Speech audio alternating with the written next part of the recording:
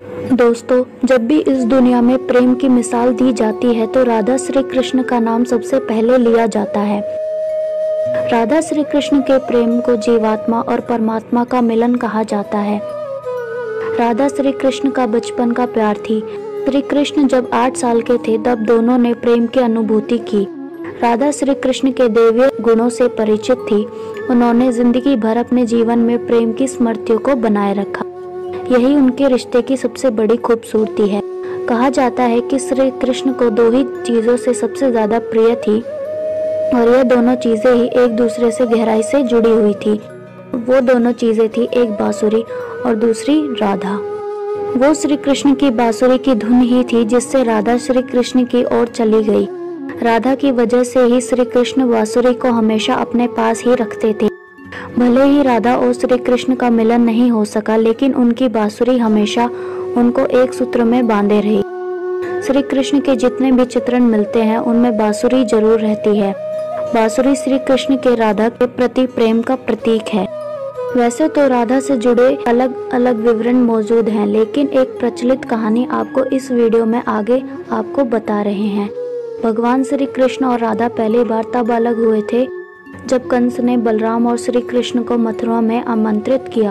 वृंदावन के लोग यह खबर सुनकर दुखी हो गए। श्री कृष्ण मथुरा जाने से पहले राधा से मिले थे।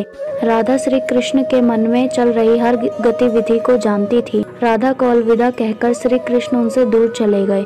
श्री कृष्ण राधा से यह वादा करके गए थे कि वो वापस आएंगे, लेकिन श्री कृष्ण राधा के पास नहीं आए।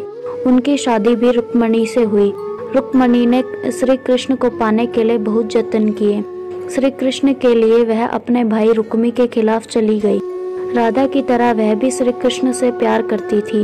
रुक्मणी ने श्री कृष्ण को एक प्रेम पत्र भी दिया था कि वह आकर उन्हें अपने साथ ले जाएं। इसके बाद श्री कृष्ण आए और उनसे शादी कर ली। श्री कृष्ण के वृंदावन छोड़ने के बाद राधा का वर्णन बहुत कम हो गया। आखिरी बार जब श्री कृष्ण राधा से मिले थे तब राधा ने उनसे कहा था कि वह भले ही उनसे दूर जा रहे हैं, लेकिन मन में सदा रहेंगे। इसके बाद भी श्री कृष्ण मथुरा चले गए और कंस और अन्य राक्षसों को मारने का काम पूरा किया। इसके बाद प्रजा की रक्षा के लिए श्री कृष्ण द्वारिका चले गए और द्वारिकाधीश के नाम से प्रसिद्ध हुए। जब कृष्ण वृंदावन से निकले तब राधा की जिंदगी ने अलग ही मोड़ ले लिया था। राधा की शादी एक यादव से हो गई। राधा ने अपने दाम्पत्य जीवन की सारी रस्में निभाई और बूढ़ी हो गई, लेकिन उनका मन तब भी श्री कृष्ण के लिए समर्पित था। राधा ने पत्नी के तौर पर अपने सारे कर्तव्य पूरे किए। दूसरी तरफ श्री कृष्ण ने अपने दैवीय कर्तव्य निभाए। सारे कर्तव्य निभाने के बाद राधा अपने प्रियतम श्री कृष्ण से मिलने गई।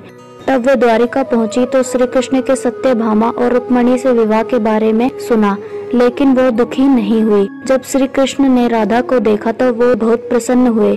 दोनों संकेतों की भाषा में एक दूसरे से काफी देर तक बातें करते रहे। राधा जी को कान्हा की नगरी द्वारिका में कोई नहीं पहचानता था। राधा जी के अनुरोध पर श्री कृष्ण ने देविका के रूप में महल में ही रखा। राधा दिन भर महल में रहती थी और महल से जुड़े कार्य देखती थी। मौका मिलते ही वह श्री कृष्ण के दर्शन कर लेती थी, लेकिन महल में राधा श्री कृष्ण से पहला जैसा आध्यात्मिक जुड़ाव महसूस नहीं कर पा रही थी। इसलिए राधा ने महल से दूर जाना तय किया। उन्होंने सोचा कि वह श्री कृष्ण से दूर जाकर दोबारा से वही गहरा आत्मीय संबंध स्थापित कर पाएंगी। उन्हें नहीं पता था कि वह कहाँ जा रही है, लेकिन श्री कृष्ण जानते थे। धीरे धीरे समय बीता और राधा बिल्कुल अकेली और कमजोर हो गई। ऐसे समय में उन्हें श्री कृष्ण की आवश्यकता पड़ी। आखिरी समय में भगवान श्री कृष्ण उनके सामने आ गए। श्री कृष्ण ने कहा कि उनसे कुछ मांगे, लेकिन राधा ने मना कर दिया। श्री कृष्ण के दोबारा अनुरोध करने पर राधा ने कहा कि वह उन्हें फिर से बांसुरी बजाते देखना चाहती हैं। राधा के कहने पर श्री कृष्ण ने दिन में दिन रात बांसुरी बजाई, जब तक राधा आध्यात्मिक रूप से उनमें विलीन नहीं हो गई। और फिर राधा ने अपने शरीर का त्याग कर दिया। हालांकि श्री कृष्ण जानते थे कि उनका प्रेम अमर है, लेकिन बावजूद इसके श्री कृष्ण राधा की मृत्यु को बर्दाश्त नहीं कर सके। श्री कृष्ण ने वहीं पर प्रेम के प्रतीक रूप बांसुरी को तोड़कर झाड़ी में फेंक दिया। इसके बाद श्री कृष्ण ने अपने जीवन में कभी भी बांसुरी या कोई भी वादक यंत्र नहीं बजाया। कहते हैं जब भगवान नारायण ने द्वापर युग में श्री कृष्ण के रूप में जन्म लिया था, तब माँ लक्ष्मी ने राधा रानी के रूप में जन्म लिया था, ताकि मृत्यु लोक में भी वह उनके साथ ही रहे।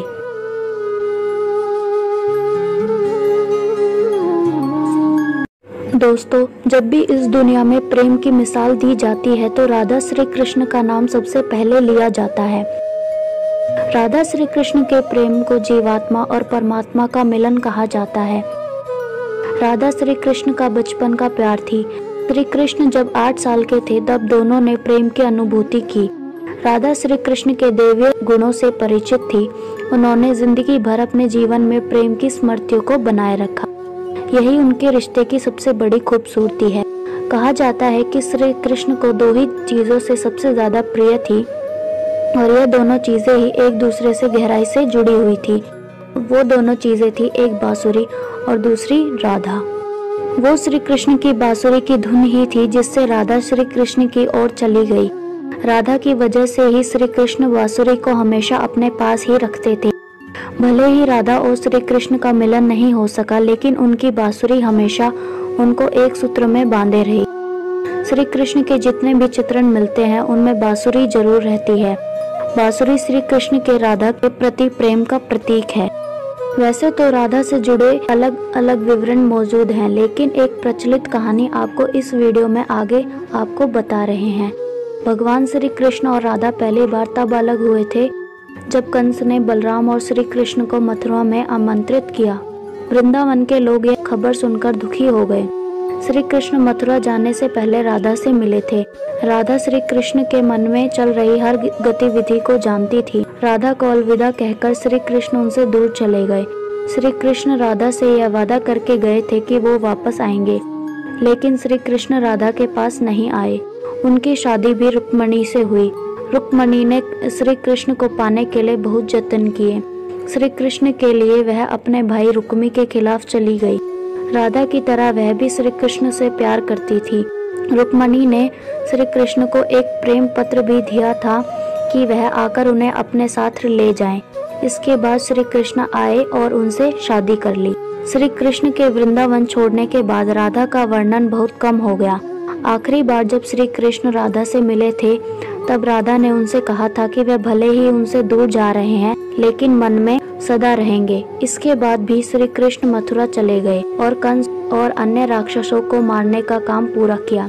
इसके बाद प्रजा की रक्षा के लिए श्री कृष्ण द्वारिका चले गए और द्वारिकाधीश के नाम से प्रसिद्ध हुए। जब कृष्ण वृंदावन से निकले तब राधा की जिंदगी ने अलग ही मोड़ ले लिया था। राधा की शादी एक यादव से हो गई। राधा ने अपने दाम्पत्य जीवन की सारी रस्में निभाई और बूढ़ी हो गई, लेकिन उनका मन तब भी श्री कृष्ण के लिए समर्पित था। राधा ने पत्नी के तौर पर अपने सारे कर्तव्य पूरे किए। दूसरी तरफ श्री कृष्ण ने अपने दैवीय कर्तव्य निभाए। सारे कर्तव्य निभाने के बाद राधा अपने प्रियतम श्री कृष्ण से मिलने गई। तब वे द्वारिका पहुंची तो श्री कृष्ण के सत्यभामा और रुक्मणी से विवाह के बारे में सुना, लेकिन वो दुखी नहीं हुई। जब श्री कृष्ण ने राधा को देखा तो वो बहुत प्रसन्न हुए। दोनों संकेतों की भाषा में एक दूसरे से काफी देर तक बातें करते रहे। राधा जी को कान्हा की नगरी द्वारिका में कोई नहीं पहचानता था। राधा जी के अनुरोध पर श्री कृष्ण ने देविका के रूप में महल में ही रखा। राधा दिन भर महल में रहती थी और महल से जुड़े कार्य देखती थी। मौका मिलते ही वह श्री कृष्ण के दर्शन कर लेती थी, लेकिन महल में राधा श्री कृष्ण से पहला जैसा आध्यात्मिक जुड़ाव महसूस नहीं कर पा रही थी। इसलिए राधा ने महल से दूर जाना तय किया। उन्होंने सोचा कि वह श्री कृष्ण से दूर जाकर दोबारा से वही गहरा आत्मीय संबंध स्थापित कर पाएंगी। उन्हें नहीं पता था कि वह कहाँ जा रही है, लेकिन श्री कृष्ण जानते थे। धीरे धीरे समय बीता और राधा बिल्कुल अकेली और कमजोर हो गई। ऐसे समय में उन्हें श्री कृष्ण की आवश्यकता पड़ी। आखिरी समय में भगवान श्री कृष्ण उनके सामने आ गए। श्री कृष्ण ने कहा कि उनसे कुछ मांगे, लेकिन राधा ने मना कर दिया। श्री कृष्ण के दोबारा अनुरोध करने पर राधा ने कहा कि वह उन्हें फिर से बांसुरी बजाता देखना चाहती हैं। राधा के कहने पर श्री कृष्ण ने धुन में दिन रात बांसुरी बजाई, जब तक राधा आध्यात्मिक रूप से उनमें विलीन नहीं हो गई। और फिर राधा ने अपने शरीर का त्याग कर दिया। हालांकि श्री कृष्ण जानते थे कि उनका प्रेम अमर है, लेकिन बावजूद इसके श्री कृष्ण राधा की मृत्यु को बर्दाश्त नहीं कर सके। श्री कृष्ण ने वहीं पर प्रेम के प्रतीक रूप बांसुरी को तोड़कर झाड़ी में फेंक दिया। इसके बाद श्री कृष्ण ने अपने जीवन में कभी भी बांसुरी या कोई भी वादक यंत्र नहीं बजाया। कहते हैं जब भगवान नारायण ने द्वापर युग में श्री कृष्ण के रूप में जन्म लिया था, तब माँ लक्ष्मी ने राधा रानी के रूप में जन्म लिया था, ताकि मृत्यु लोक में भी वह उनके साथ ही रहे।